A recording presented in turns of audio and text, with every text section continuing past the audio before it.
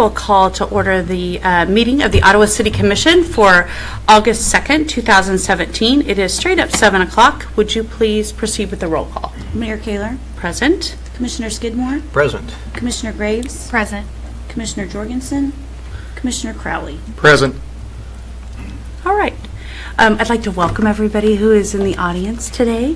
Thank you so much for being here and for being part of the process. We all represent you, so we appreciate when you come and be a part of the process. We also want to welcome anybody who is listening or watching over one of the many ways that you can be a part of the City Commission meetings on Facebook, on the radio, on our public access, many different ways. So we're glad you're part. We will begin today with the Pledge of Allegiance, followed by the invocation, which will be led by Pastor Walker from Bethany Chapel Baptist Church. I pledge allegiance to the flag of the United States of America and to the republic for which it stands, one nation under God, indivisible, with liberty and justice for all. Let us pray. Gracious and most Heavenly Father, we thank you for this day, and we thank you, Lord, for the opportunity of life. We thank you, Lord, for allowing us to gather together as a city, as a brother and sisters in Christ, and we thank you for your blessings which you have bestowed upon the city of Ottawa. We thank you for how you have kept the residents and protected us from all hurt, harm, and danger. You've allowed us, Lord, to work together in unity, and although there may be differences in life, we're still able to come together as common people, amen, to solve our issues. And so tonight we ask you bless Mayor Kaler, bless her cabinet and all those that serve with her and under her. Bless this city as only you can, and let your peace and your shadow forever keep us and protect us from all hurt, harm, and danger. These and all other blessings we ask in your daughter and son Jesus' name, and we pray. Amen. And praise God. Thank you. Thank you, Pastor Walker. We appreciate that. That moves us on to the consent agenda, which includes minutes from July 10th, special call study session, and July 17th study session. Commissioners, is there a motion to approve the consent agenda? Madam Mayor, Commissioner? I move that we approve the consent agenda. Is there a second? I'll second that. All those in favor say aye. Aye. All right. That moves us on to the regular agenda. And the first item, number 8, is public comment. Do we have individuals who have registered for public comment today? No one today. Okay. Is there anybody in the public that would like to make a comment at this time? Okay, seeing none, we will move on. Declaration. At this time, I'd like to give commissioners a chance to declare any conflict or communication that they might have had that would influence their ability to consider today's issues impartially. Commissioners? None at this time. We will move forward. New business. Proclamation and recognition of Bethany Chapel Missionary Baptist Church 150th anniversary. This proclamation recognizes Ottawa Bethany Chapel Missionary Baptist Church. Boy, I don't want to put missionary in there, but I'm glad I am. It's not common for me to do that.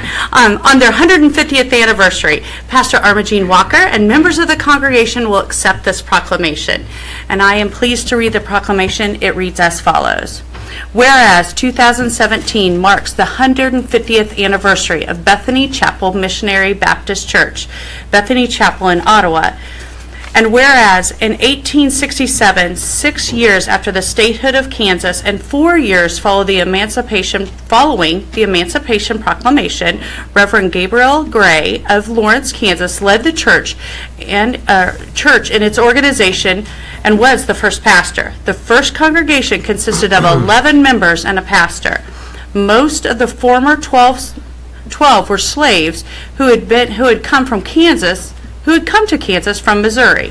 And whereas these members, M.B. Franklin, Lee Green, David Martin, Richard Maddox, a man named Wallace, Eliza Lyons, Rachel Napier, Mary Calloway, Lee Mace, Isabel Lewis, and Jane Maddox, founded what was then called the Third Baptist Church of Ottawa. And whereas, with constant migration of former slaves from the South, the church grew steadily. By 1903, the church membership had grown to nearly 300 during the pastorate of Reverend C.D. Skinner. And whereas Bethany Chapel remained in its original location from 1867 to 1895, when Reverend Henry Scott led the congregation in purchasing and moving the site to 135 Poplar. The name of the church was changed to Bethany Chapel Baptist Church during the administration of Reverend S.A. Williams in about 1917. Reverend Williams also remodeled the church to take on its former appearance. And whereas Bethany Chapel's centennial celebration, older church members regarded the three highlights of the church history to be in the centennial celebration and two special baptism services. At the first baptismal service, which was conducted in the Meridazine River at Mulberry in about 1894, 70 persons were baptized by total immersion. And another service at Hickory in the Meridazine, 77 were baptized. And whereas previously the only disaster in the church's history were several floods, of which the 51 flood was the worst. The water stood 9 feet deep in the church's interior. The church stood through the years. On August 4th, 2014, we were brought the ultimate disaster, and the church was destroyed by fire. Whereas under the leadership of Pastor Armagene Walker I, who became pastor in February 2005, along with the congregation, committed to rebuild the historic Bethany Chapel. And whereas on August 4th, 2014, groundbreaking services were held at 131 South Poplar location where the pastor, officers, congregation, and Ottawa community leaders celebrated the renewal of Bethany Chapel. And whereas August 27, 2016, Bethany Chapel Baptist Church members and friends entered into a new edifice of celebration and singing and praise to God for his blessings. And whereas Bethany Chapel continues to be a viable part of the Ottawa community through spiritual strength, strong support, and dedication of its leadership, members, and past legacy. Now, therefore, the governing body of the City of Ottawa, Kansas, does hereby proclaim the contributions made to the community by the members of Bethany Chapel and join with the congregation to observe their 150th anniversary. Pastor Walker, would you like to come forward and receive this really wonderful honor? So exciting for your church. Yes. Great. I would love for you to speak for a minute, and then if you'd like, we'd love the individuals that are here from your congregation to come up, and we'll all get a picture for everybody together. Good evening to Mayor Kaler again and to her staff and everyone here this evening. On behalf of Bethany Chapel, we thank you so much for your assistance to us during the tragedy, and not only the tragedy but the years preceding. God has blessed us to be in this community, and we realize that it is incumbent upon all of us to do our part in making sure that the citizens of Ottawa are treated with the utmost respect. And so we thank you for the respect which you've shown with us, and we pray that we're doing the same here in the community. We just ask that we continue to pray for one another, love on one another, and somehow get that parking lot across the street from me open soon. That was on the side. Okay.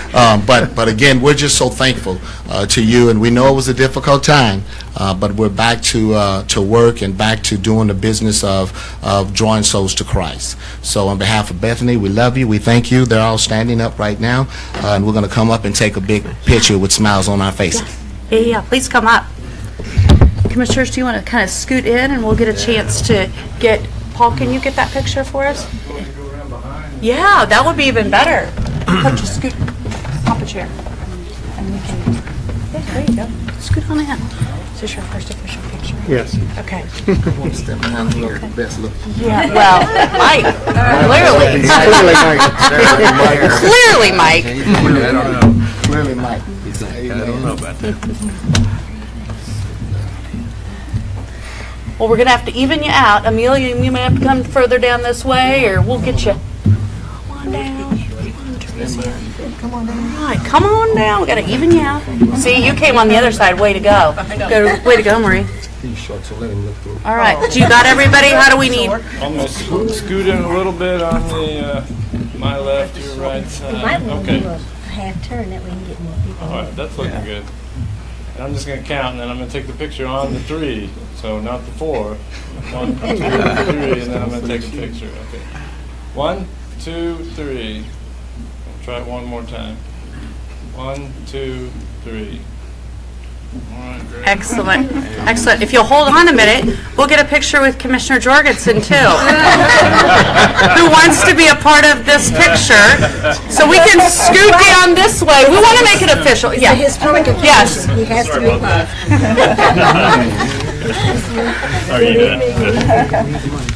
Smile, there you go. We've been waiting. Sorry. All right, here we go. 1, 2, 3. And we'll do one more. 1, 2, 3. Great. Great. Thank you. Congratulations. Happy birthday. Happy birthday. Nice to see you. Always good to see you. Always good to see you all. Nice to see you. Nice to see you.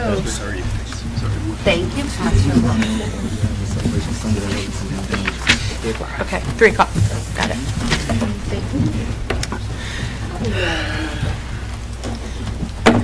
All right. That moves us on to the next item on our business, or on our agenda. Next item of business. Public hearing, City of Ottawa proposed 2018 budget. The public hearing has been scheduled to receive comments about the proposed 2018 budget. The Director of Finance is prepared to make a short presentation on the highlights on the proposed budget, along with the City Manager, and they are available for any questions. The proposed mill levy cannot be increased, but it may be reduced. After public comments have been received, it is recommended that the hearing be closed, bearing any amendments, and the budget will be adopted. So I will open that hearing. Good evening. Mr. Burke, pardon me. Yes. As I mentioned on Monday, it's always a privilege to have the opportunity to come before you and present the annual budget. It is a Leviathan effort, and again, as I mentioned, it really starts in January when we're trying to close out the prior year, open up the new year, and begin to plan for the next year. That's just the way finance works, at least in a municipality. It kind of works that way at my house sometimes too, because we're always trying to plan ahead a little bit. But again, it's a privilege to bring this budget proposal to you. You do have the budget as it was published laying in front of you there. And I think, as you mentioned, Mayor, it can be reduced. It cannot go up from the published budget. That is the way the state laws regulate our budgeting process. This is the way it was published. For a total of $52 million down there at the bottom of the screen, $52 million in total expenditures. That's for all of the funds that the city has. I'm going to try something here. No, that's not working. We'll do it like this. $52,014,000 and some change there. Total budget. The large funds are, of course, the general fund, which includes police, fire, and public works. They make up more than 50% of the overall budget, and of course they're the heavy lifters in the general fund. They do a lot of work in the city. That's not to say that the rest of us don't, but they indeed are the heavy lifters for the general fund. The other large funds especially include the electric fund. You see that budget is almost $22 million. The electric fund does an exceeding amount of heavy lifting for the overall budget. It supports a lot of other things that go on in the city, sometimes that we don't even realize that it is supporting. We are very fortunate to have an electric fund in this community because there are certain things like street lighting we take for granted. And if that electric fund wasn't there taking up that slack, we would be paying somebody else for street lighting. That's just one example. And of course we have the water fund at about $3.6 million and the wastewater fund at about $3.3 million in budget. The total tax, which is oftentimes what we focus on, that's recognized up here as ad valorem tax. The total of that overall for the general fund is almost $2.7 million. We have $573,000 for the debt service, library at $800,000, and the auditorium at $132,000. For a total of $4,206,000 of ad valorem tax. That's $4 million of the overall $52 million. The tax rate was what we refer to as the mill levy. Over here on the right-hand side, 32.6 mills for the general fund, and you can see the others there for the respective funds, for a total published budget of 50.866 mills. Again, the general fund is one of the heavy lifters. It makes up 22.7% of the overall budget. All other funds, 77.3%. And again, it's police, fire, public works. They make up 55.4%, I believe it is, of the overall general fund budget, or of the overall, yes, general fund budget. In this case, we're looking at those utility funds that I mentioned. Again, that's water, wastewater, and electric funds. They make up 55.5% of the overall budget. So again, they are really heavy lifters in the overall budget process. All other funds, and this includes the general fund, at 44.5%.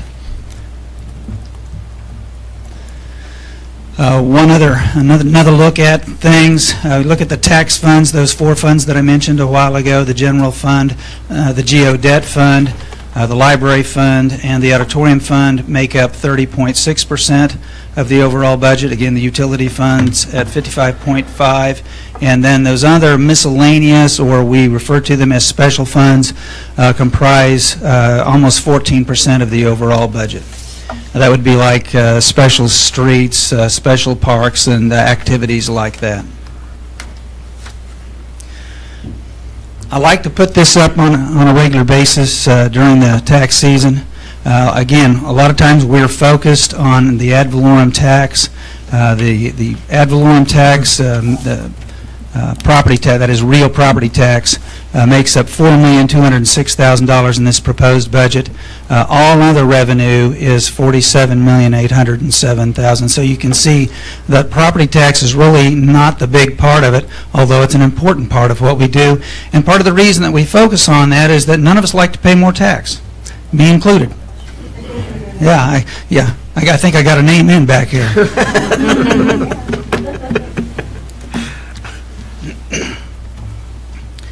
One of the commissioners asked me, can you show us what it would look like for an that's on the market right now? I took a really quick look this evening, and the median price house right now on the market is $107,000.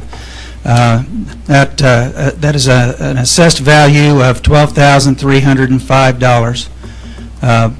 The current mill levy is 48.731 mills, and it generates an annual property tax of just under $600. So those of us that have a $107,000 house, we're paying about $600 a year in property tax to the city. Now, one of the things that is not said here is that the school district and the county also have imposed taxes on us, and they do their own heavy lifting. I try not to get in their way, but when you add all of those together, then that tax bill looks a whole lot bigger than that. If the proposed budget is accepted at 50.886 mills, that increase would be up to $626.15 for a total increase of $26.52 a year, a little bit more than $2 a month.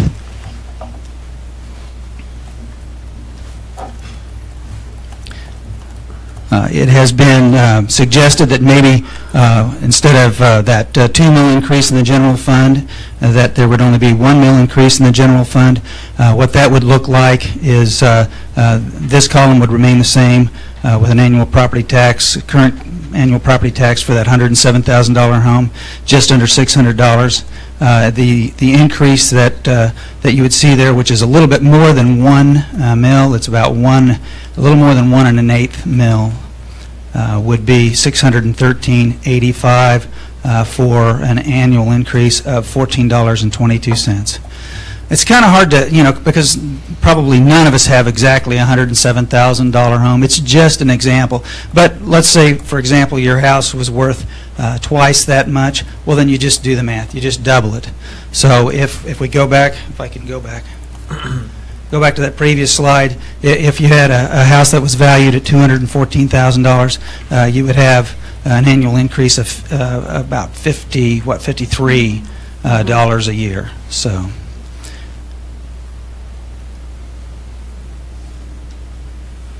And in this case, then it would be about a little over $28 a year. So here's your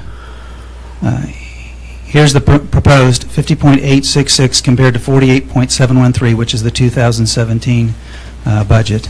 I do want to say this. I approach the budget a little bit differently than some, in that I'm always looking beyond next year. In fact, we're looking about 5 years out. And my take on it is I want to see that budget remain strong. And right now I'm seeing a little bit of weakness, and that's part of the reason that I recommended a $2 million increase in the general fund for next year. If you choose to knock it down by 1 mil, will it ruin us? No. But I do kind of come with a Joseph worldview about this. If you remember the story in the book of Genesis, there were 7 years of famine, or 7 years of plenty and 7 years of famine. And I think we always need to be thinking ahead of when we're going to have a downturn in the economy. I'd stand for any questions. Mr. Byrd, can you address, are there major purchases that are listed within this budget? Oh yeah, a lot of major purchases. I mean, there's trucks and cars and Fire trucks? There is a fire truck anticipated to be purchased for next year. We would have liked to have purchased that this year. The truck that the chief wants to replace is 31 years old, 36 years? 27 years old, okay. So the technology is well behind. And in fact, if I remember right, it doesn't have air conditioning, and that's, you have hot firefighters. Yeah. Enough said. Are there major purchases that you can recall? I don't expect you to remember all of them, but just highlights. Yeah. Yeah, we covered some of the major equipment. There's always smaller pieces of equipment, but they add up in a hurry. I'm not recalling anything just right off of the top of my head. I would remind our listeners that the directors within the general fund have already cut approximately $400,000 out of their proposed budgets, overall budgets, because what I was seeing I was not liking, and I asked them to go back and work towards that end and trim their budgets back. And what in fact we have this year is an overall budget that is about $2 million less than last year's proposed budget. So we have a total budget proposed at $52,014,000. Last year it was over $54 million. Mr. Byrd, would it be fair to say that this budget contains primarily needs and not wants? Yeah, I think this budget probably for the first time in the last 3 or 4 years is they're trying very diligently to cover their needs. We trimmed a lot of the wants out, at least in the general fund. Commissioners, do you have questions for Mr. Byrd? Mr. Byrd, I guess I did ask you in the study session, might be good for the public to hear how the state requirements or the lid that they put on municipalities as far as raising taxes, how it affected this budget? Yeah, it actually didn't affect us. I ran through the numbers 2 different times. Once before we trimmed the budget back, and then again a second time. And because and public safety is exempt, those were pretty significant pieces of our overall budget. And as a result, we came in, I want to say around $300,000 under the lid, the way that we worked through the calculations.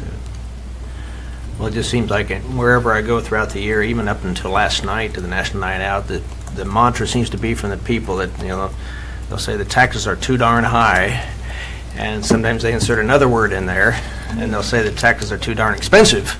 So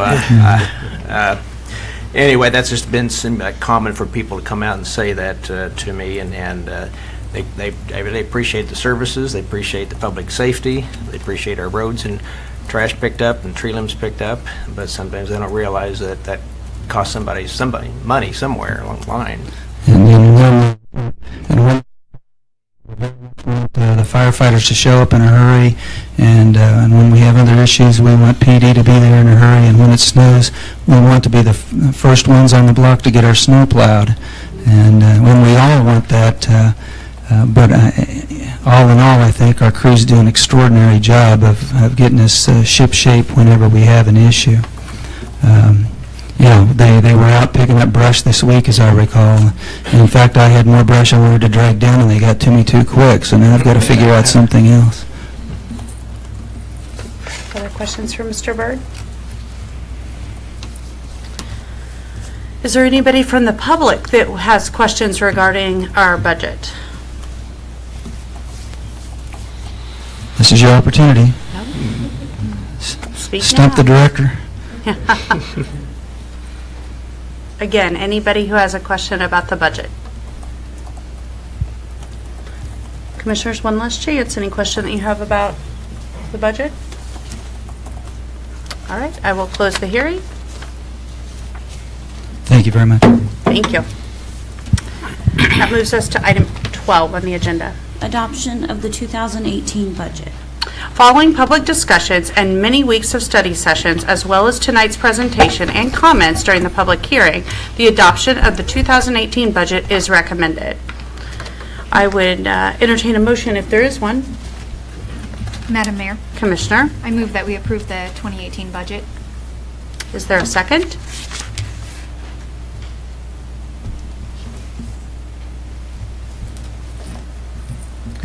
It appears as though we are going to die for a lack of a second. So I will open it up to the commission for what is the will of the commission. Madam Mayor, Commissioner?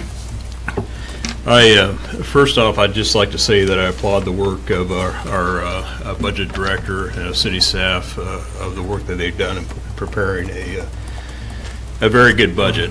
But as Commissioner Skidmore has said, there's always pressure to keep the increases reasonable. That being said, the mill levy last year was kept even, and from the prior year, and in fact, once the values were certified, it actually decreased from the year before.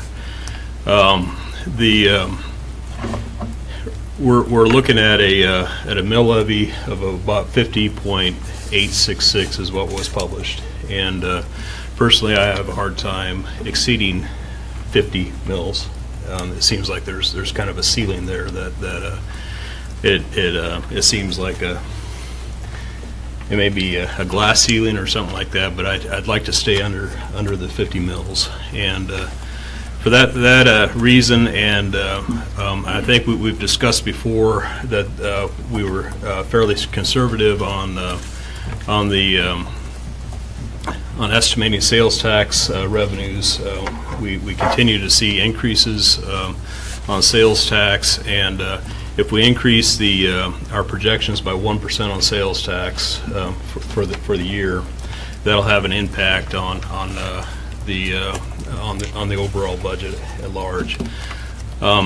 I would propose that we reduce the amount of our ad valorem tax by $79,882. That's a 0.966 mil, and that would put us at 49.90 mils projection for the year. I'll second that. What was that number again? Yeah. 49.9. No, It's The cost. $79,882. thank you. And I would further urge 10% of that to come from the city commission's travel budget. So 10% coming straight from the city commission's budget. 10% of the 79,000. Mhm.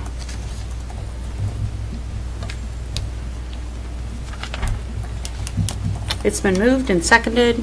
Commissioners, discussion? Just one thing, too, where I work, our owners of the bank are consider overtime like a curse word, and so we have to watch that very, very closely anytime we have someone go overtime. And I realize sometimes with regard to our city budget, that's unavoidable with certain situations that come up. But I wonder sometimes, too, if our overtime is a little bit excessive in the departments, and hopefully there can be some work on being done and bringing that down. I would just encourage department heads to look at that. But I think this 49.9, I'm kind of like Commissioner Jorgensen, that 50 is kind of a handle I just didn't want to reach. I remember when I turned 50, I didn't want to go over 50 either, but that's a different story. And then turned 60 and it got worse. But I feel like that 50 is kind of a threshold, and hopefully our valuations will go up enough next year so we can keep this where it is, if not maybe lower it to meet our budget needs. But that 49.9, I think, is a number I can certainly live with. Other comments? What do you want? Sorry. Mr. Byrd, do you have a... No, we can make that work. Could you inform the commission what the travel budget is for the city commission? I don't have that in front of me this evening. I have access to it here. Let me, It seems like that would cut it more than half.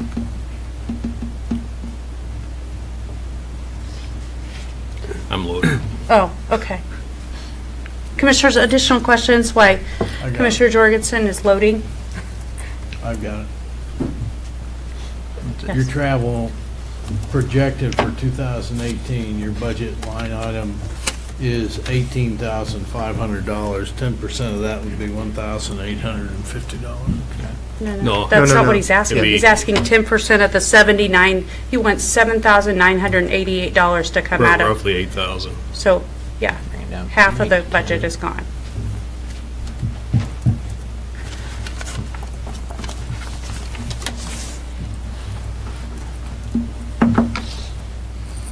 Commissioners, other comments? I'll make a comment. I don't have an issue with making, I think 49.9 mils is completely acceptable. I don't think that the entire bearing the brunt of that has to come from commissioners' travel. I do think that it is important for us to get out and have a conversation with our fellow elected officials, and I would dare to say that that would probably end up, that eliminates pretty much all opportunity for us to do that.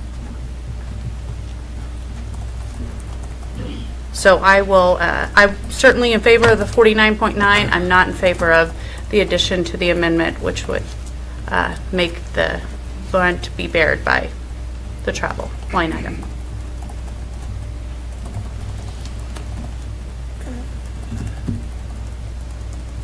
Other comments? I would agree with that, with what Mayor Kaler said.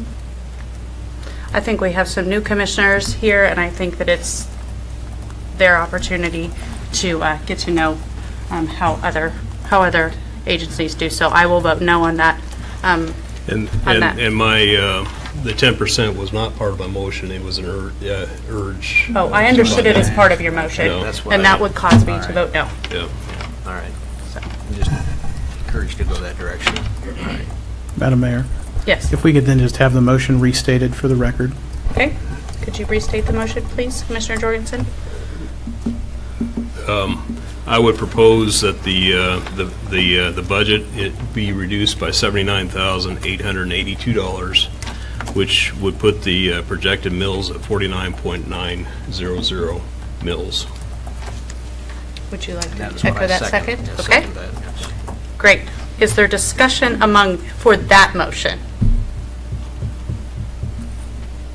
Do you want to make your point, just so it's in there?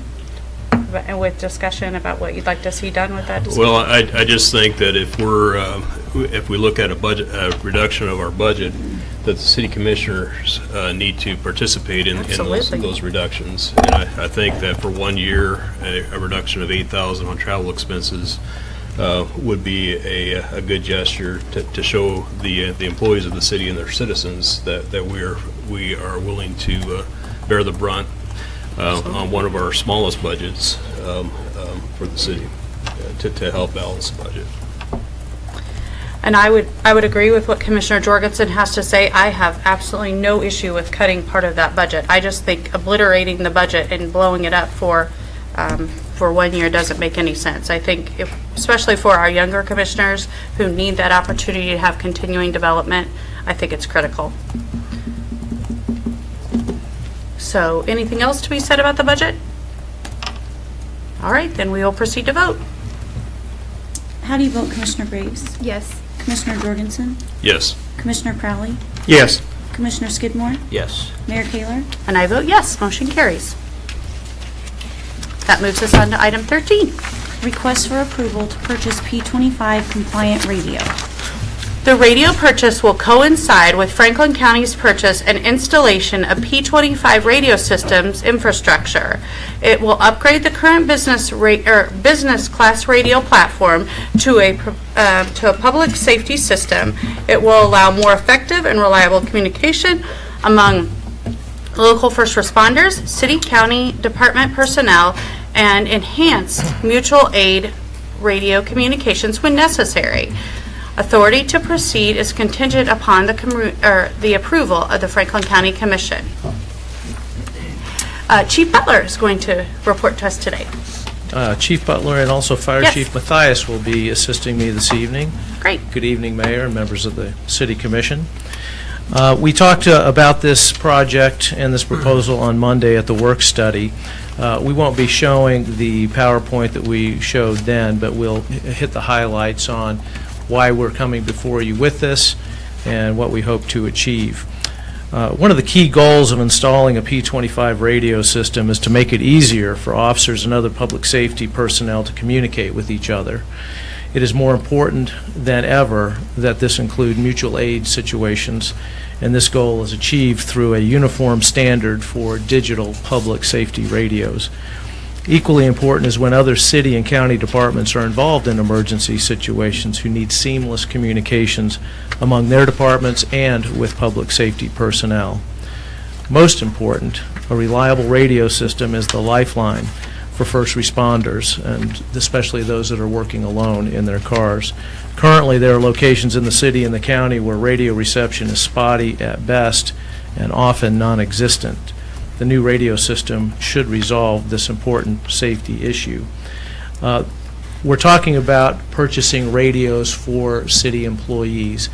This would be done after approval of a county radio replacement project that has been underway for about a year and a half, almost 2 years. We anticipated that this morning at the county commission meeting that project would have been approved. However, it was delayed for a vote until next Wednesday, August 9th.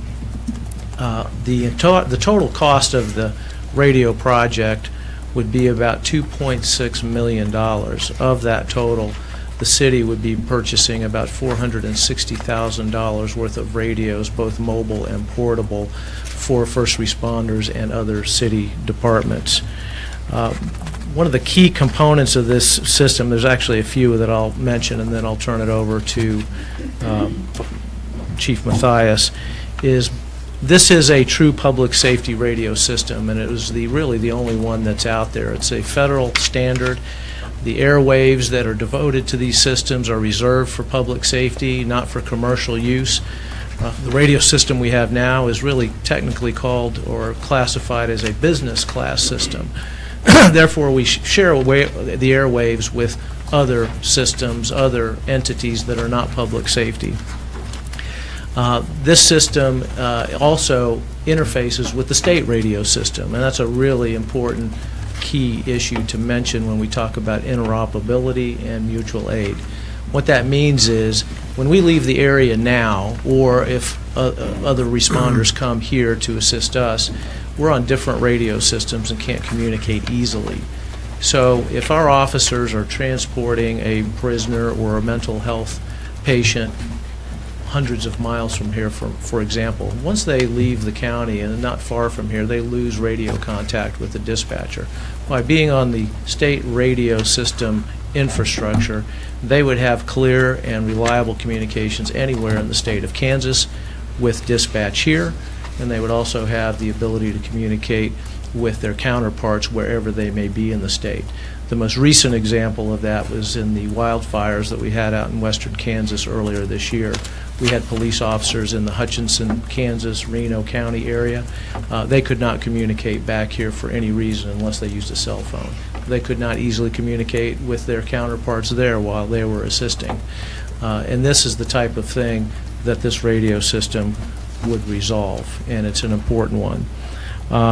Also, there's redundancy built into this system, and that's a key component as well. If for some reason the dispatch center here became inoperable, right now there really isn't a backup public safety access point, is what they call it, a backup dispatch center. With a P25 system, the redundancy is built in where we could actually use the dispatch centers, or the personnel could assist us from other P25 compliant sites. The closest one would be Lawrence, several in Johnson County, the Highway Patrol, and so on. So that redundancy, which is critical in an emergency, is there. I have a few other points I could make, but I'll let Fire Chief Mathias weigh in with the reason why we're making this recommendation that we proceed if the county approves this project next Wednesday. Good evening. Just today I have a fresh example of our radio system. Today we had a call that we had to again go to one of our lower powerful frequencies to get out of the building and to get a hold of dispatch. So it truly is a day-to-day issue, not just for us, but for countywide. We're here for the city, but this greatly affects the entire county. And this radio system is a foundation that we would build upon for decades.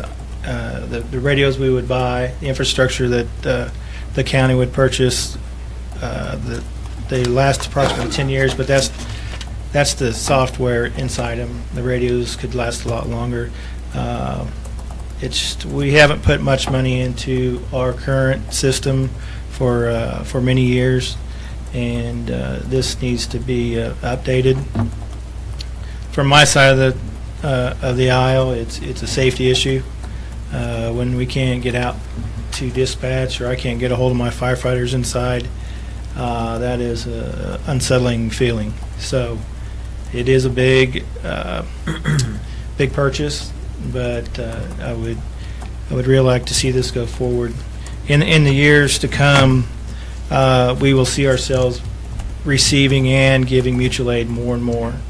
As we grow as a city and as a county, we just don't have the staffing within the city and out in the county to take care of some of the issues by ourselves. So mutual aid, both police and fire, will become more of an issue from years to come, for years to come. When we call for mutual aid for downtown fire or multiple fires, we pull people from the county first for personnel. Currently, we cannot. It's difficult to talk with those folks. We are on a different frequency than what they currently are. And then if we need equipment, we pull from Johnson County and Douglas County. And that is very important to be able to talk to those folks coming in from out of town, so they know which way to go right off the bat, so we're not wasting time and efforts to bring them around the block or from another direction. So a lot of money tonight being talked about, but I think this is very important in my department, and I think Chief Butler would probably say the same thing. So we've talked a lot about the system. We've been hard at it for 2 years, trying to work this out, and I'd appreciate anything you can do. So thank you. Last 2 points I'd like to make are just to tell you what the project timetable is and some other outlying costs that would be paid by Franklin County, not by the city. The project, if it's approved next Wednesday by the County Commission, at least the infrastructure part of it, and assuming we are also authorized to purchase radios, would result in an implementation and go live, for lack of a better term, at the end of this year, sometime in December. January at the latest. In the following 10 years, the county has estimated through their negotiations with the vendor and also AT&T for special line access that they will need an additional total expenditure of $1.4 million that the county will be responsible for, not the city. So when I gave you the $2.6 million project cost, of which about $460 would be us, that does not include those years 2 through 10 costs of a little over $1.4 million. So I wanted to make sure you knew that bearing the majority of the cost would be the Franklin County Emergency Management System, Sheriff's Office, and also the county as a whole. Now, I do realize that we are county taxpayers that live in the city of Ottawa, but I just want to make sure when we talk about the budget and the mill levy, that won't impact our city mill levy with these costs that we're talking about tonight. I think that's important for our listeners to know. With that, unless Chief Mathias has anything else, we'll take any questions you might have. Commissioners, questions for either Chief Butler or Chief Mathias? Gentlemen, I think on Monday you brought up an example of a case where there was a communication going on. You had to radio dispatch, and that dispatch had to then relay information to another department. And I brought up the point that introducing a third party to a conversation will introduce subject to error that could be critical, and especially when we're talking about public safety. I feel like that's the premier top priority we can have as far as commissioners go. Was that accurate statement? It is, and in response to that, I think I mentioned that we annually hold at least one, sometimes several live exercises, either tabletops or actual on-site exercises. And the example I cited was last summer. In fact, it was in August of last year. We held an active shooter training exercise at Ottawa University, and it involved all county first responders. And during that exercise, we actually had a short-term radio failure where there was no communication going on. I don't know exactly what happened. It was brought back up during the exercise. But it was an example of the degradation we've seen with the radio system over several years, and I don't see it getting any better. But having a P25 system, I think, would eliminate those problems. And for what it's worth, I did mention this on Monday, too. In my previous employment, we had a P25 system for at least 10 years. It was probably a little bit longer. It was a heavily congested city with high rises and elevators and basements, and it didn't matter where I was in that city. I always had communication with dispatch, and my fellow officers never had any problems. So I anticipate that kind of improvement here. And just get more to you, on the fire side, that happens daily. Because we're running on a different frequency, and so we depend on the third party would be our dispatch center, to relay the messages, and they do their best, but sometimes not all the information gets relayed. So it is a concern. I was just thinking, you could say clearly there's one person left in the building, or they could say, oh, the building's clear. I mean, that's a very absolutely. distinct difference, especially if you're that one person inside. Absolutely. Yeah.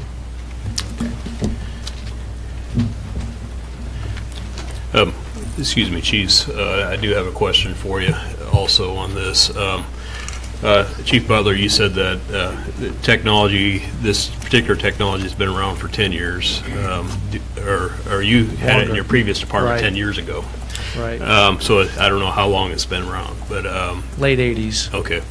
And so it is the technology that most of the departments are moving to at this point across the state. Is that a correct statement, or? It's correct in the sense that this is actually a federal standard that was Okay. adopted by the federal government in the late 80s with the idea that they would encourage implementation nationally by all localities. The pie in the sky hope is that someday all first responders will be on a P25 compliant radio system. Okay. So no matter how large scale the disaster or emergency, when mutual aid is requested or received, all of those working together would be on the same system, and they are moving toward that. What had hindered progress in Kansas for many years is KDOT and the state of Kansas had required a user subscriber fee to any locality who wanted to interface with the state P25 system. I believe that hindered that progress. So that fee was dropped. I don't know if it was a couple of years ago, but in the last couple of years, since then, I think we're seeing more departments starting to move toward the P25 system. And you haven't heard any rumblings of the next generation? Next generation won't affect this. Okay. Next Gen 911 will not affect the P25 radio platform and infrastructure. Okay. There's not a P26 out there anywhere that. Pardon me? There's not a P26 out there that we're It's not not the aware next of. iPhone. I hope not. Yeah. I hope Upgrade, not. okay. I really hope not. I don't think so. Next generation really has to do more with how people communicate with dispatch. For the easiest example would be now they have to call in. They can text calls in to dispatch with next generation. There's other features as well, but that's one that's probably one most people would understand. Okay. All right, thank you. And to your question, Commissioner Jorgensen, during all of our research and studies on this and meetings, we did have a state representative down that talks about and handles the P25 for the state system. And we specifically asked him, would there be a fee because that was one of the concerns. If we get on the system and then a year from now they charge us an ungodly fee, but they assured us, not in writing, but assured us that that was not the plan, that they had some rumblings years ago that they thought about bringing that fee back, and that all the big users off of the Kansas, besides the state of Kansas, would drop in, and they wouldn't have, that they wouldn't have what they have now without some, because they use our radio system too. Okay. It's not just we use their towers. When they come in, the state folks, they use our towers too, and that's all the way across the state of Kansas. So if we would have to pay a fee and we would drop the state system, their system would be affected also. Okay. So I think it's a win-win for the municipalities in the state of Kansas. Okay. All right, thank you. So, Commissioners, a couple things. Mr. Byrd stepped out to get the budget ready for your signature. I don't think it was to get ambulatory care, but put out for it on the budget. Couple of things about this that are unusual. The majority of these radios are for public safety and public works. That's where the majority of the cost is, and the cost is, as I remember, about $475,000. A little less, 460, okay? So that's the maximum. That's where we're at now. Our people have taken a look at it. There may be some of that we can buy with cash, some of them we don't, but we will have to finance. Now, what's unusual about this is that we don't have a project yet out of the county.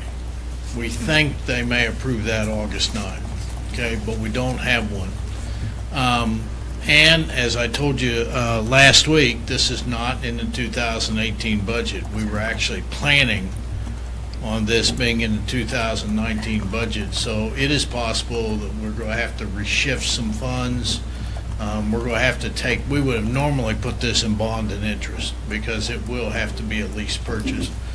So we may have to, we're going to have to make some decisions once we know what the project is. But, so all that being a given, what my recommendation is to you, that we have authority to proceed once the county approves a project.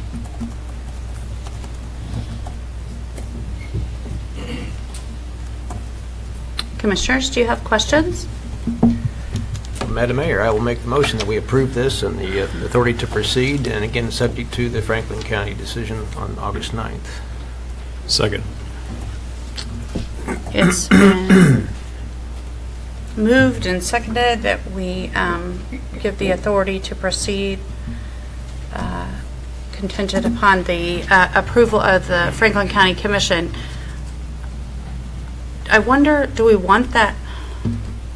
I personally wonder, do you want that date in there in your motion? Well, What if they choose not to move forward on the 9th and they choose to do it on another day? Because that's what the motion was.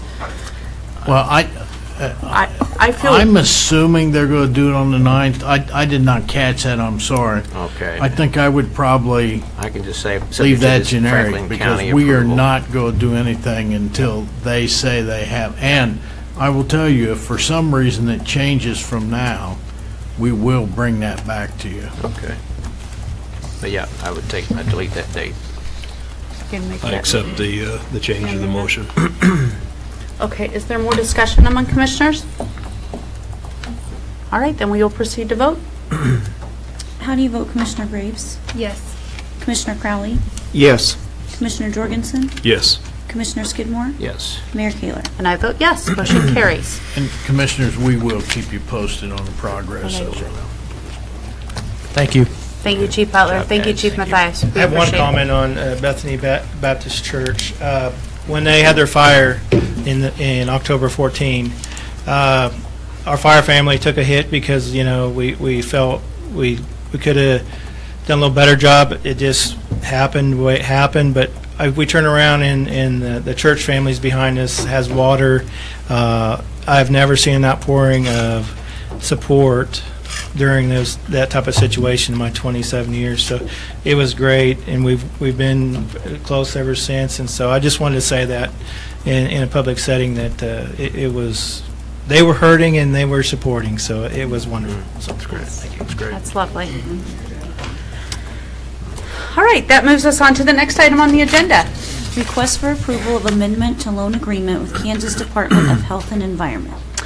Well, in all the time that we've talked today, we've talked about spending money, but this amendment decreases the amount of a loan from $3,262,500 to $1,528,715.22, and revises the first repayment date of February 1st, 2018. This loan is on our raw water line project, and I believe our city manager is going to address us on this issue. Thank you. And Mr. Byrd is back, and Mr. Byrd, I handled the last one for you because you were out. Finance directors get nervous when city managers handle, he doesn't like You going can on rewatch it. vacation because I might be Yeah. handling some money. But, so, this loan agreement has been amended down because of two reasons. As the mayor said, from 3.2 million down to 1.8. And the 1.8 is for the raw water line. That was because we had some excellent bids come in, and we were able to get that constructed at that.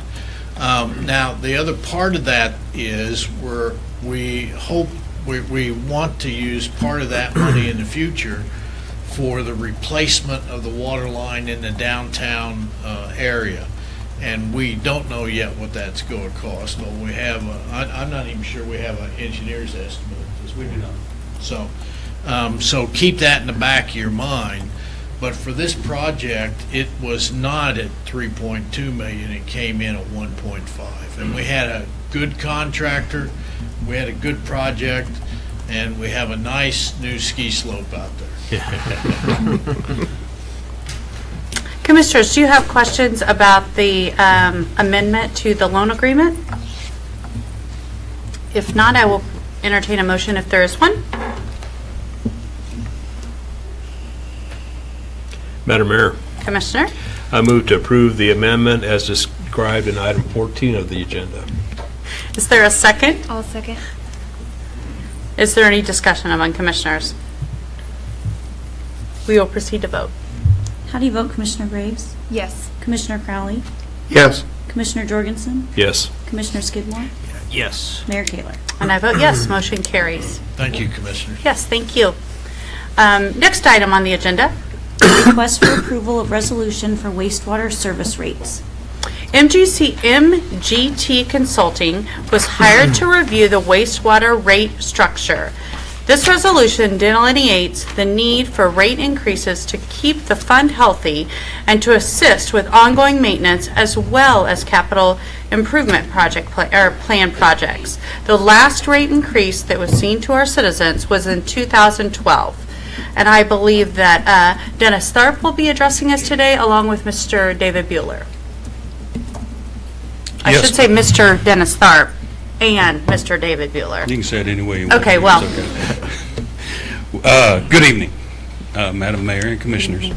If I may, I'm going to kick this off with a couple of statements that I believe need to be out there. And I'm going to kind of turn it over to David. We're going to look at the McKinsey model, maybe a little more high-level view than we did on Monday, and then we will stand for questions. But first of all, I want to thank both David and staff that runs a kind of a gamut, the wastewater superintendents on both sides, Mr. Byrd, Mr. McKinsey as a consultant. And I say that because I want everybody to understand that this wasn't something where David and I sat down in a room and tried to make a decision as to what we need for increases to keep our system healthy. There have been a number of people, engineers have been involved. We've took a look at the system, done an analysis of the system. We know that there's capital improvement projects out there that have to be done on our lift stations, and what I'm talking about is not wants. These are needs that we're going to have going down the road if we want to keep our wastewater system healthy. And so I wanted to put that out there to begin with. This model that we are about to look at has been through a number of scenarios. There again, I commend David. He's done yeoman's work in not pushing but moving this whole process forward. This is not an easy process, and we have tried to look at this from as many angles as we possibly could.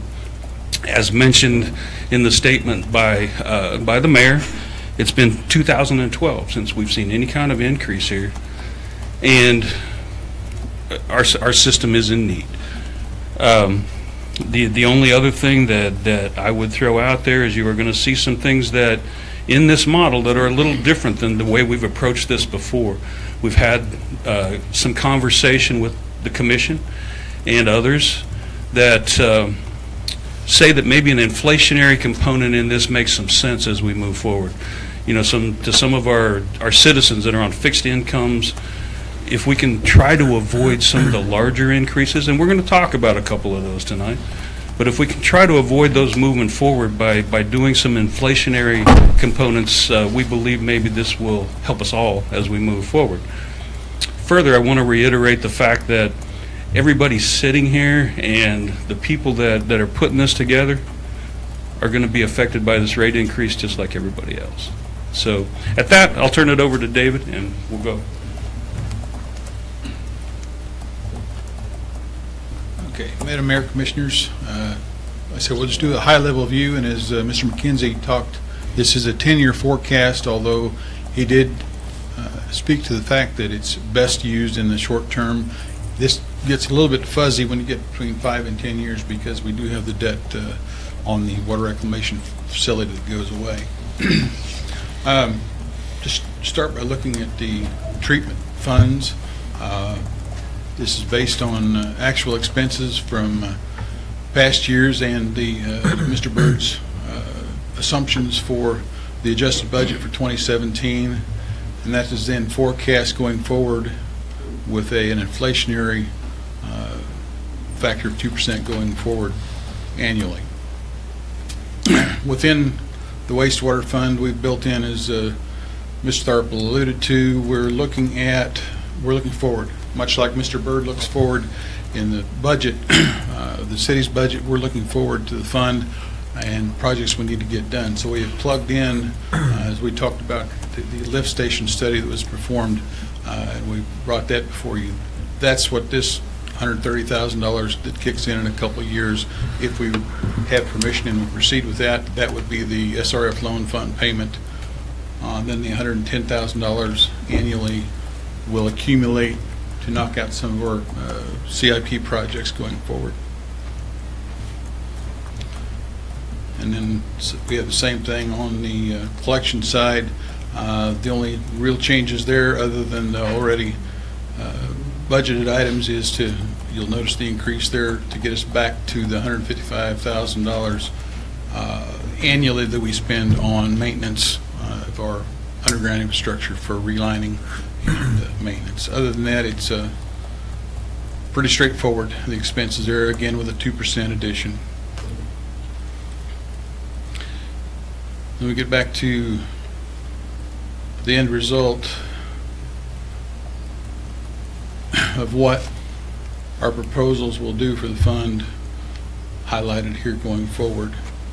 You'll see our cash carryovers. We're at 20%, building eventually to 25 to get a healthier cash carryover, and you'll see those numbers increasing. And like I said, they do get kind of crazy out here, and that's because the water reclamation debt goes away in between years 5 and 10. The good side of that is the water reclamation wastewater fund is the only fund of the enterprise funds that is mandated by code to be looked at a minimum every 2 years. Our intention is to look at it annually in-house using this model going forward, to where we're proactively looking at it going forward.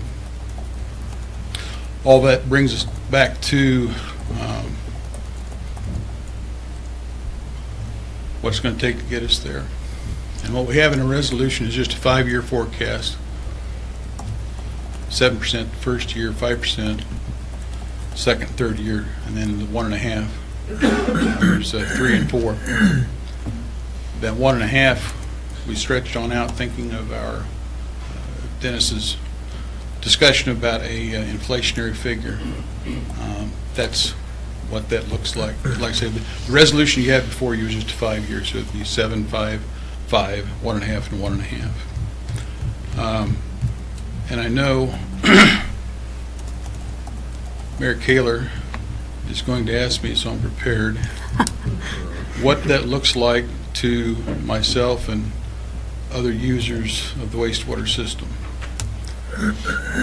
What you're looking at here, our wastewater bills are based upon a 4-month winter average from December through March, and they're based upon your water usage during those months.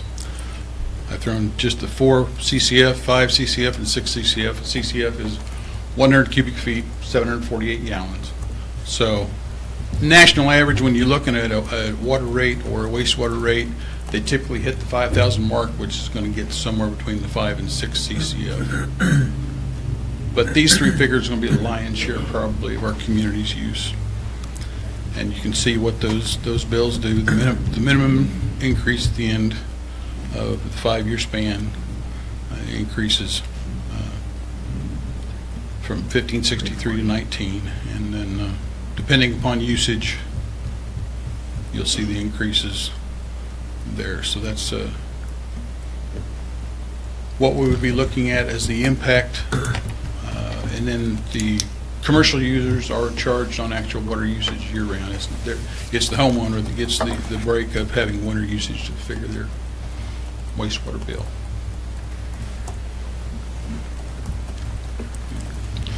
Stand for questions. Yeah, Mr. Beal, when's been the last raise we've had on this? I know that some people may think it's kind of front-end loaded with that 7.5% raise, but increase, but has it been a long time since we've had any kind of increase?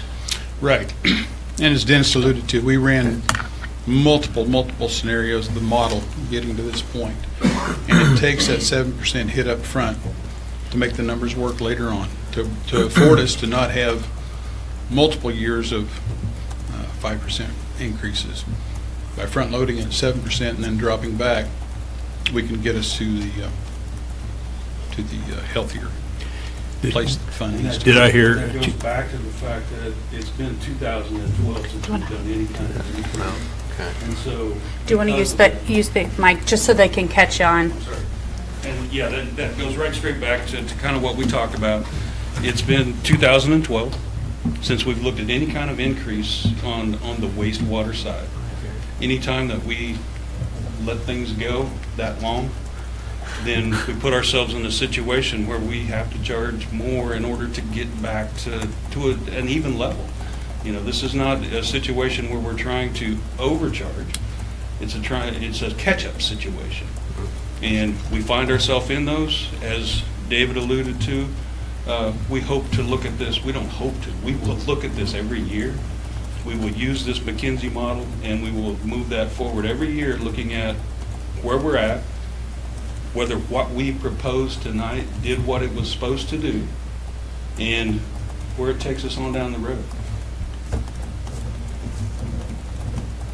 Well, you know, the comment that I just want to make is that nobody likes to, I mean, this is never a great topic to talk about. Nobody ever wants to talk about wastewater. But I certainly know that at my own home, when I flush the toilet, I want it to flush, and I want it to go somewhere and know that it's taken care of properly.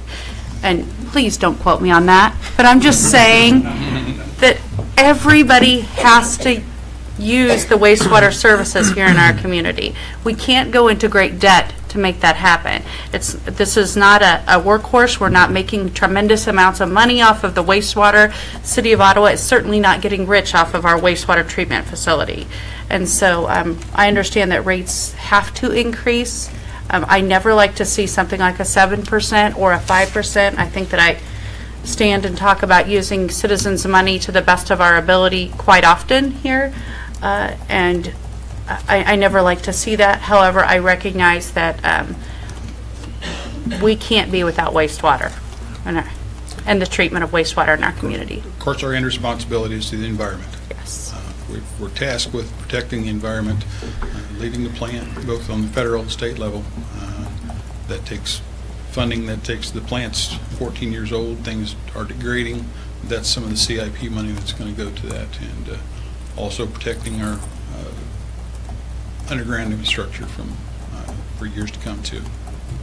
Yeah, and I would just reiterate that it really is our hope to not come back to this commission again asking for 7%.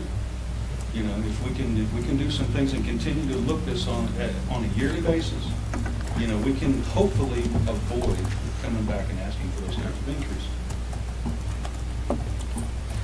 Commissioners, any questions? I think I remember a tour of the wastewater treatment plant, and I believe, if I recall this correctly, that the water we discharge into the river there is cleaner than it is when we take it in. Correct. That's our. It's not uncommon when we do tours like that for somebody to take a glass and drink the water coming out. My goodness. That wasn't me, but then again, I think I can understand. And it's disinfected by UV disinfection. Yeah. Commissioners, if there is no other discussion, I will entertain a motion if there is one. Well, Madam Mayor, I'll make that motion that we approve item number 15 on their agenda. Is there a second? I'll second. Is there any discussion among commissioners? If not, we will proceed to vote. How do you vote, Commissioner Crowley? Yes. Commissioner Graves? Yes. Commissioner Jorgensen? Yes. Commissioner Skidmore? Yes. Mayor Kaler? And I vote yes, motion carries. Thank you, gentlemen. Good job. That moves us on to the next item on our agenda. Request for approval of electric interconnection and delivery service agreement with Kansas City Power and Light. This agreement outlines terms and conditions under which the city system will interconnect with KCP&L. I believe Mr. Dennis Tharp will be discussing this particular item on our agenda today.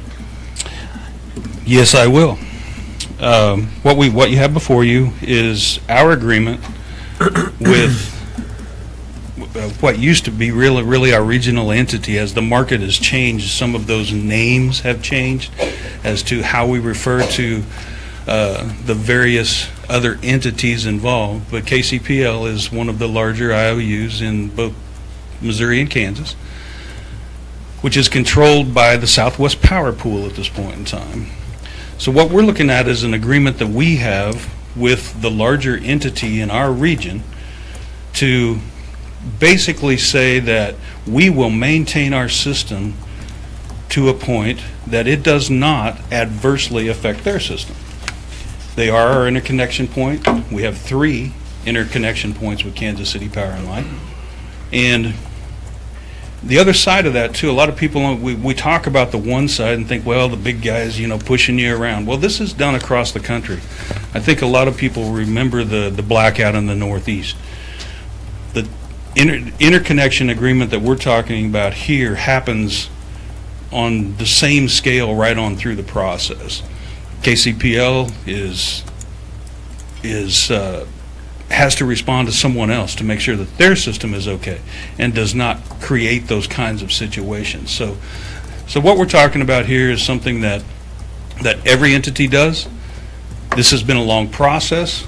Some of it really had to do with wording, but other pieces of it had to do with others in our EMP group,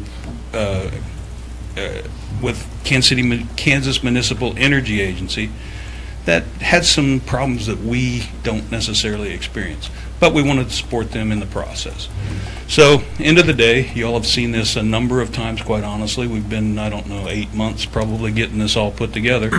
End of the day, I believe what we have right now is a good agreement, something that we can all live with, and I would urge you to move it forward. Commissioners, do you have questions for Mr. Tharp? Mr. Tharp, is there a cost associated with this? There is no cost associated with this. This is just an interconnection agreement that falls between us and Kansas City Power and Light. And I say just, it's very important. Well, but I like free agreements. That's good. Mr. Tharp, can you tell me about the last time that this service agreement was updated? Yeah, it was about 5 years ago, I believe. This process has been an ongoing process for a while. And as we alluded to, I think the city manager had alluded to, this is basically a 5-year recurring agreement. It will be looked at again in 5 years. The last agreement, I believe, was for 20 years and was never looked at. So I think everybody gets a little smarter as we go through the process, and we don't let things just sit. So, any additional questions for Mr. Tharp? If not, I will entertain a motion if there is one. Madam Mayor, Commissioner, I'll make a motion to approve item 16. is there a second?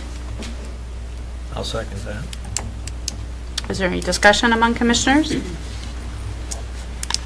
If not, all those in favor say aye. Aye. All those opposed, same sign. Motion carries. thank you. Thank you. All right, that moves us on to item 17 on the agenda. Request for approval of ordinance revising Uniform Public Offense Code. Staff recommends approval of the revisions to the ordinance as outlined in the memo regarding the UPOC. So Chief Dennis Butler and City Attorney Blaine Finch will be discussing this matter. It's good to be back. It's great to have you back. On July 24th at the city work study session, we discussed the changes in the Uniform Public Offense Code that mirror changes adopted by the last legislative session. Instead of going through each one of these in detail, I'll read the category. If you'd like me to talk more about it for the audience, I will. But in the Uniform Public Offense Code, there were changes made in definitions where they added a definition of an animal shelter. Also in domestic battery, there was some changes to language there. Violation of protection orders. Also human trafficking, there was some changes there. Unlawful use of a communication facility, and this is typically something that we see in criminal drug enterprises, but they've also added human trafficking and sexual crimes as well. They deleted the statute with criminal penalties for drawing a weapon upon another. There's also a local addition about receiving permission from the police chief if you wish to shoot an air gun, a bow and arrow, or a slingshot in a public place. Also, illegal operation of an amusement ride, that's a new section.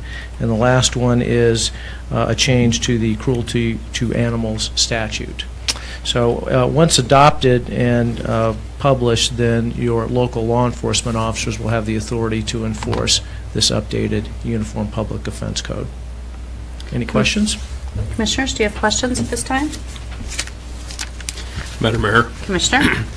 I move to approve the request to update the UPOC as Chief Butler described.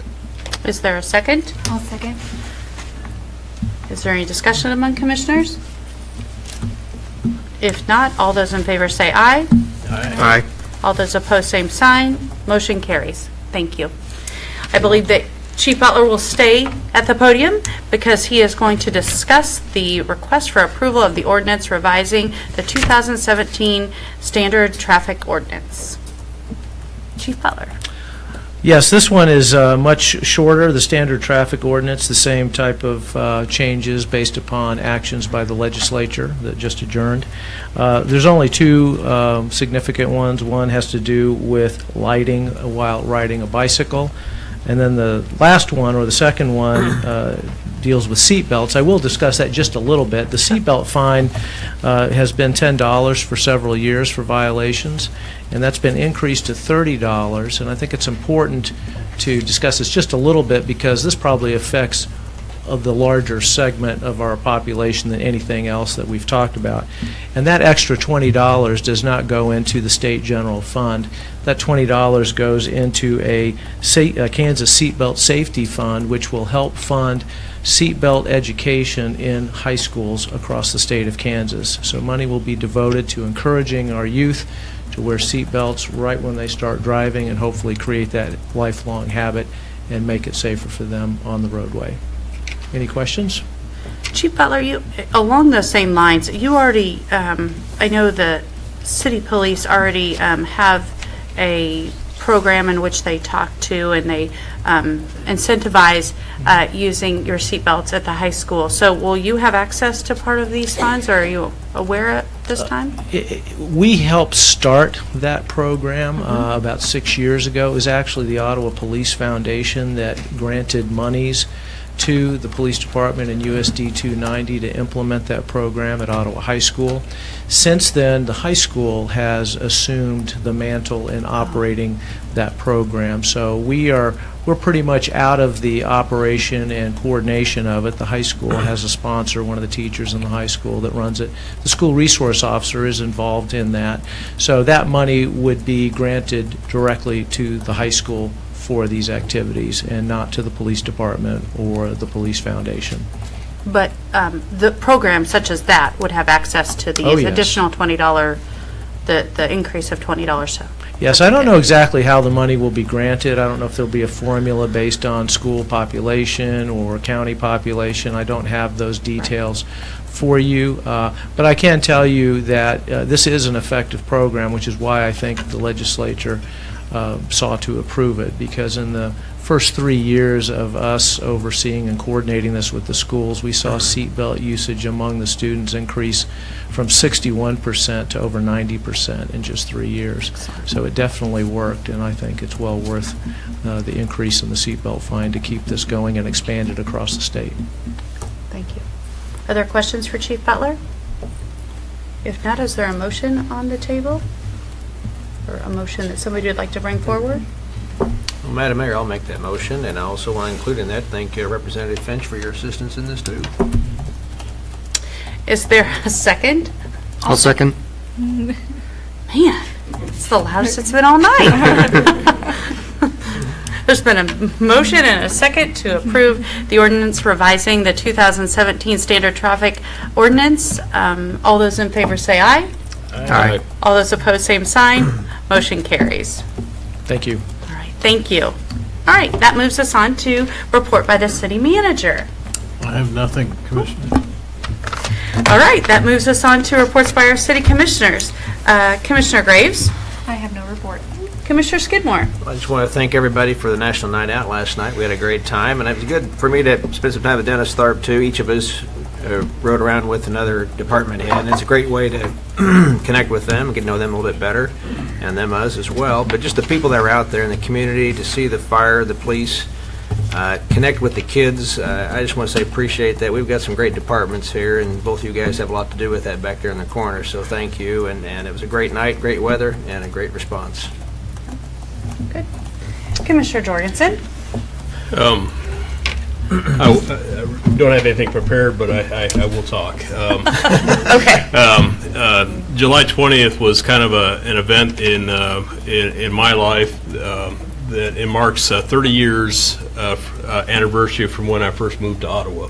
And I see Herman Norwood in the room here as well, and Herman was one of the first folks that I met when I moved to town. He worked across the hall from me at USDA.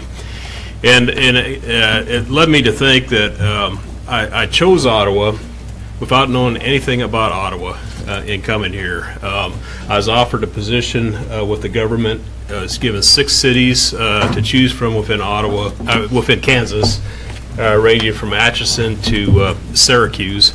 And I looked at a map and I said, I think I'll take Ottawa. And so that's where I moved. I moved to Ottawa because of the job.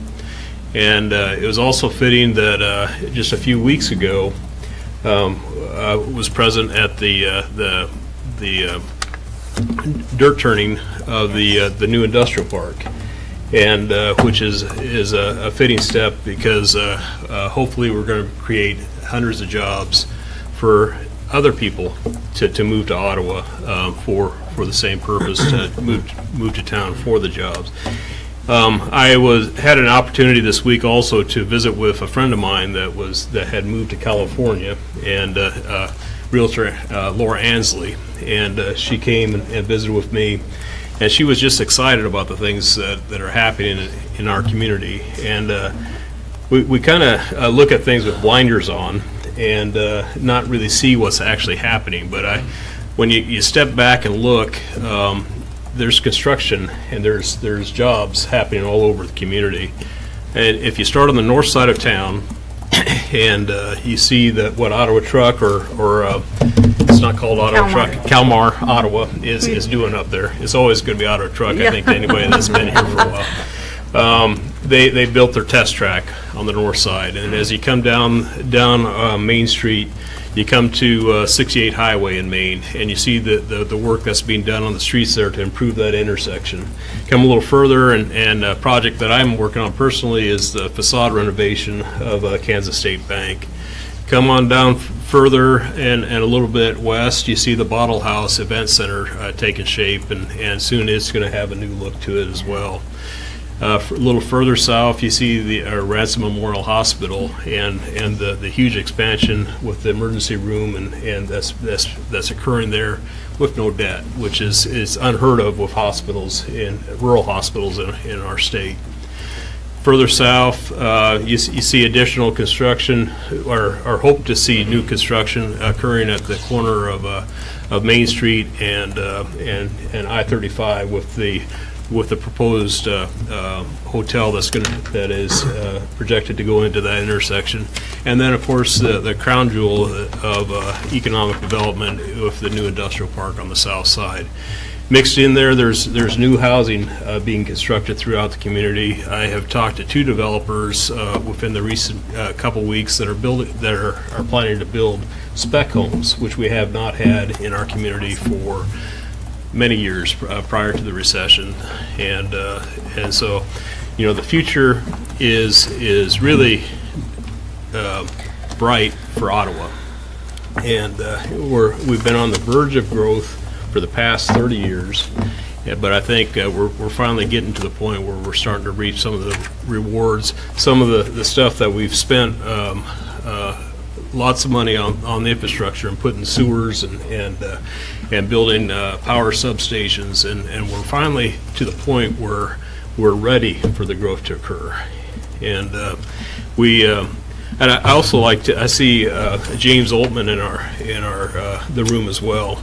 and he sent out an article that was published in the Business Focus magazine, which is actually a Canadian magazine, and is published out of Halifax, Nova Scotia, but it's a June magazine. And I think it'd be appropriate if we could get some reprints of that article. But it kind of is a shout out to Ottawa and the work that we're doing in our community in a trade magazine. And I think that's going to bring some additional focus to our community as well. So I just like to applaud the hard work that the city staff has done, that the economic development has done, and really what all of our citizens have done into making our community as great as what it is.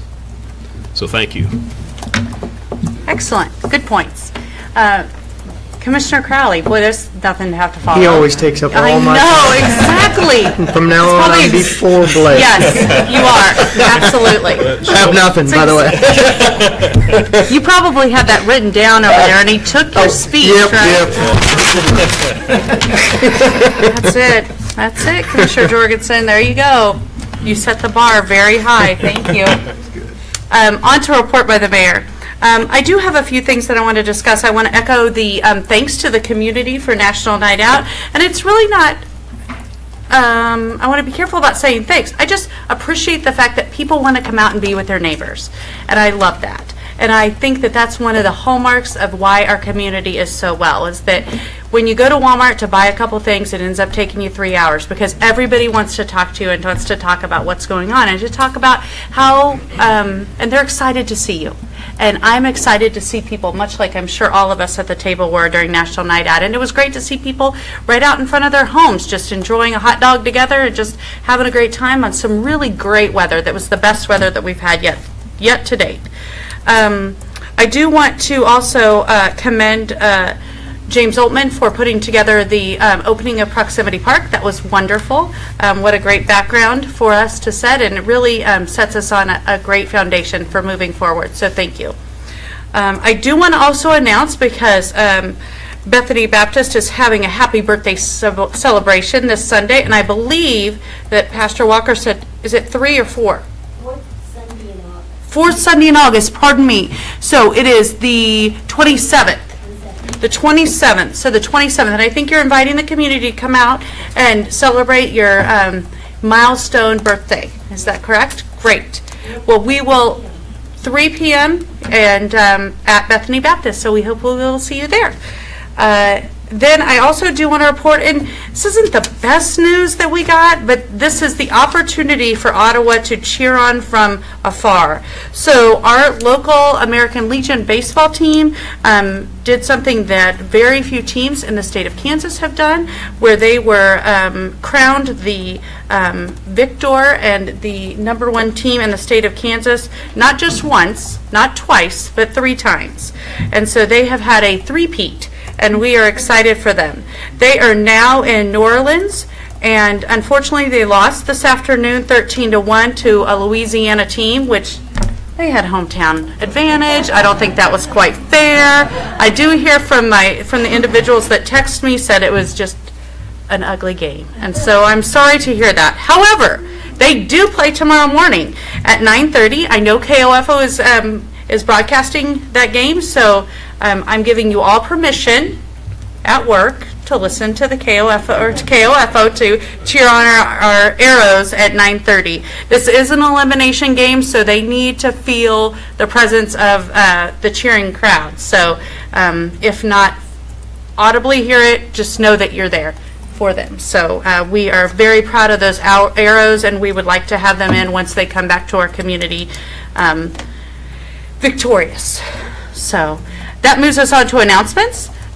First Friday Forum is this Friday. We did take off a month for July, so it is at 11:30, or pardon me, it's at 10 at Neosho County Community College, and we are going to have a follow-up discussion luncheon at 11:30. We will have the study session as we do every Monday on the 7th and 14th of August, and we will have our regular meeting on the 16th of August, followed by our new healthcare and educator luncheon on the 16th of August at Sunflower Elementary. Commissioners, if there's nothing else to be brought forward to you today, I would entertain a motion to adjourn. So moved. Okay. Is there a second? I'll second. All those in favor say aye. Aye. All those opposed, same sign. All right, motion carries.